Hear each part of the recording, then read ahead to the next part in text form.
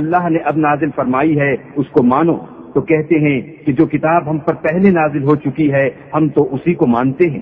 یعنی یہ اس کے سوا اور کتاب کو نہیں مانتے، حالانکہ وہ سراسر سچی ہے، اور جو ان کی آسمانی کتاب ہے اس کی بھی تصدیق کرتی ہے۔ ان سے کہہ دو کہ اگر تم صاحب ایمان ہوتے تو اللہ کے پیغمبروں کو پہلے ہی کیوں قتل کیا کرتے، اور موسیٰ تمہارے پاس کھلے ہوئے معجزات لے کر آئے تو تم ان کے کوہ طور پر جانے کے بعد بچڑے کو معبود بنا بیٹھے، اور تم اپنے ہی حق میں ظلم کرتے تھے۔ اور جب ہم نے تم لوگوں سے عہد واثق لیا اور کوہ طور کو تم پر اٹھا کھڑا کیا اور حکم دیا کہ جو کتاب ہم نے تم کو دی ہے اس کو زور سے پکڑو اور جو تمہیں حکم ہوتا ہے اس کو سنو، تو وہ جو تمہارے بڑے تھے کہنے لگے کہ ہم نے سن تو لیا لیکن مانتے نہیں، اور ان کے کفر کے سبب بچڑا گویا ان کے دلوں میں رچ گیا تھا۔ اے پیغمبر ان سے کہہ دو کہ اگر تم مومن ہو تو تمہارا ایمان تم کو بری بات بتاتا ہے۔ کہہ دو کہ اگر آخرت کا گھر اور لوگوں یعنی مسلمانوں کے لیے نہیں اور اللہ کے نزدیک تمہارے ہی لیے مخصوص ہے تو اگر سچے ہو تو موت کی آرزو تو کرو، لیکن ان اعمال کی وجہ سے جو ان کے ہاتھ آگے بھیج چکے ہیں یہ کبھی اس کی آرزو نہیں کریں گے، اور اللہ ظالموں سے خوب واقف ہے۔ بلکہ ان کو تم اور لوگوں سے زندگی کے کہیں حریص دیکھو گے، یہاں تک کہ مشرکوں سے بھی، ان میں سے ہر ایک یہی خواہش کرتا ہے کہ کاش وہ 1000 برس جیتا رہے، مگر اتنی لمبی عمر اس کو مل بھی جائے تو اسے عذاب سے تو نہیں چھڑا سکتی، اور جو کام یہ کرتے ہیں اللہ ان کو دیکھ رہا ہے۔ کہہ دو کہ جو شخص جبرائیل کا دشمن ہو اس کو غصے میں مر جانا چاہیے، اس نے تو یہ کتاب اللہ کے حکم سے تمہارے دل پر نازل کی ہے جو پہلی کتابوں کی تصدیق کرتی ہے اور ایمان والوں کے لیے ہدایت اور بشارت ہے۔ جو شخص اللہ کا اور اس کے فرشتوں کا اور اس کے پیغمبروں کا اور جبرائیل اور میکائیل کا دشمن ہو تو ایسے کافروں کا اللہ دشمن ہے۔ اور ہم نے تمہارے پاس سلجھی ہوئی آیتیں ارسال فرمائی ہیں، اور ان سے انکار وہی کرتے ہیں جو بد کردار ہیں۔ ان لوگوں نے جب اللہ سے عہد واثق کیا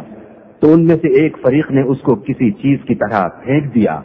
یا حقیقت یہ ہے کہ ان میں اکثر بے ایمان ہیں۔ اور جب ان کے پاس اللہ کی طرف سے پیغمبر آخر الزماں آئے اور وہ ان کی آسمانی کتاب کی تصدیق بھی کرتے ہیں تو جن لوگوں کو کتاب دی گئی تھی ان میں سے ایک جماعت نے اللہ کی کتاب کو پیٹھ پیچھے پھینک دیا گویا وہ جانتے ہی نہیں، اور ان حضلیات کے پیچھے لگ گئے جو سلیمان کے عہد سلطنت میں شیاطین پڑھا کرتے تھے۔ اور سلیمان نے مطلق کفر کی بات نہیں کی بلکہ شیطان ہی کفر کرتے تھے کہ لوگوں کو جادو سکھاتے تھے، اور ان باتوں کے بھی پیچھے لگ گئے جو شہر بابل میں 2 فرشتوں یعنی ہاروت اور ماروت پر اتری تھیں، اور وہ دونوں کسی کو کچھ نہیں سکھاتے تھے جب تک یہ نہ کہہ دیتے کہ ہم تو ذریعہ آزمائش ہیں، تم کفر میں نہ پڑو۔ غرض لوگ ان سے ایسا جادو سیکھتے جس سے میاں بیوی میں جدائی ڈال دیں، اور اللہ کے حکم کے سوا اور اس جادو سے کسی کا کچھ بھی بگاڑ نہیں سکتے تھے، اور کچھ ایسے منتر سیکھتے جو ان کو نقصان ہی پہنچاتے اور فائدہ کچھ نہ دیتے، اور وہ جانتے تھے کہ جو شخص ایسی چیزوں یعنی سحر اور منتر وغیرہ کا خریدار ہوگا اس کا آخرت میں کچھ حصہ نہیں، اور جس چیز کے عوض انہوں نے اپنی جانوں کو بیچ ڈالا وہ بری تھی۔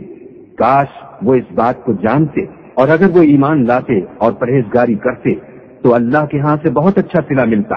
اے کاش وہ اس سے واقف ہوتے۔ اے اہل ایمان، گفتگو کے وقت پیغمبر خدا سے رائنا نہ کہا کرو، انظر نہ کہا کرو، اور خوب سن رکھو، اور کافروں کے لیے دکھ دینے والا عذاب ہے۔ جو لوگ کافر ہیں اہل کتاب یا مشرک وہ اس بات کو پسند نہیں کرتے کہ تم پر تمہارے پروردگار کی طرف سے خیر و برکت نازل ہو، اور اللہ تو جس کو چاہتا ہے اپنی رحمت کے ساتھ خاص کر لیتا ہے، اور اللہ بڑے فضل کا مالک ہے۔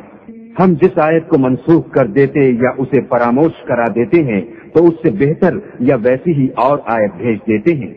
کیا تم نہیں جانتے کہ اللہ ہر بات پر قادر ہے؟ تمہیں معلوم نہیں کہ آسمانوں اور زمین کی بادشاہت اللہ ہی کی ہے، اور اللہ کے سوا تمہارا کوئی دوست اور مددگار نہیں؟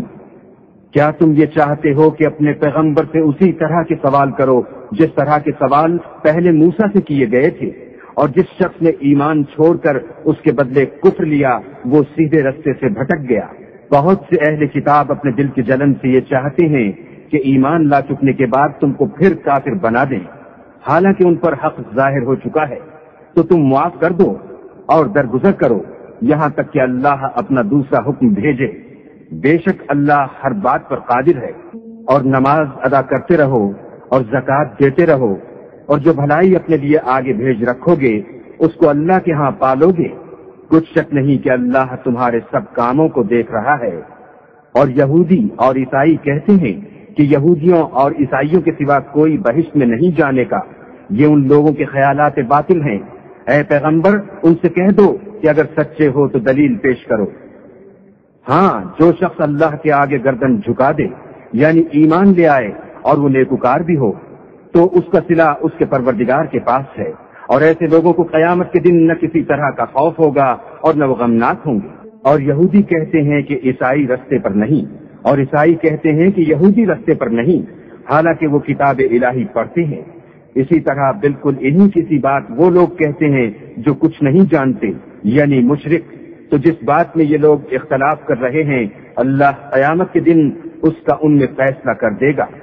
اور اس سے بڑھ کر ظالم کون جو اللہ کی مسجدوں میں اللہ کے نام کا ذکر کیے جانے کو منع کرے اور ان کی ویرانی میں سائی ہو؟ ان لوگوں کو کچھ حق نہیں کہ ان میں داخل ہوں، مگر ڈرتے ہوئے ان کے لیے دنیا میں رسوائی ہے اور آخرت میں بڑا عذاب۔ اور مشرق اور مغرب سب اللہ ہی کا ہے، تو جدھر تم رخ کرو ادھر اللہ کی ذات ہے۔ بے شک اللہ صاحب وسعت اور باخبر ہے۔ اور یہ لوگ اس بات کے قائل ہیں کہ اللہ اولاد رکھتا ہے، نہیں، وہ پاک ہے، بلکہ جو کچھ آسمانوں اور زمین میں ہے سب اسی کا ہے اور سب اس کے فرما بردار ہیں۔ وہی آسمانوں اور زمین کا پیدا کرنے والا ہے، جب کوئی کام کرنا چاہتا ہے تو اس کو ارشاد فرما دیتا ہے کہ ہو جا، تو وہ ہو جاتا ہے۔ اور جو لوگ کچھ نہیں جانتے یعنی مشرک، وہ کہتے ہیں کہ اللہ ہم سے کلام کیوں نہیں کرتا یا ہمارے پاس کوئی نشانی کیوں نہیں آتی۔ اسی طرح جو لوگ ان سے پہلے تھے وہ بھی انہی کی سی باتیں کیا کرتے تھے۔ ان لوگوں کے دل آپس میں ملتے جلتے ہیں۔ جو لوگ صاحب یقین ہیں ان کے سمجھانے کے لیے ہم نے نشانیاں بیان کر دی ہیں۔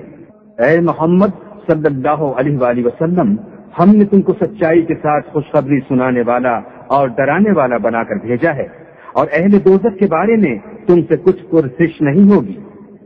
اور تم سے نہ تو یہودی کبھی خوش ہوں گے اور نہ عیسائی، یہاں تک کہ ان کے مذہب کی پیروی اختیار کر لو۔ ان سے کہہ دو کہ اللہ کی ہدایت یعنی دین اسلام ہی ہدایت ہے، اور اے پیغمبر اگر تم اپنے پاس علم یعنی وحی خدا کے آ جانے پر بھی ان کی خواہشوں پر چلو گے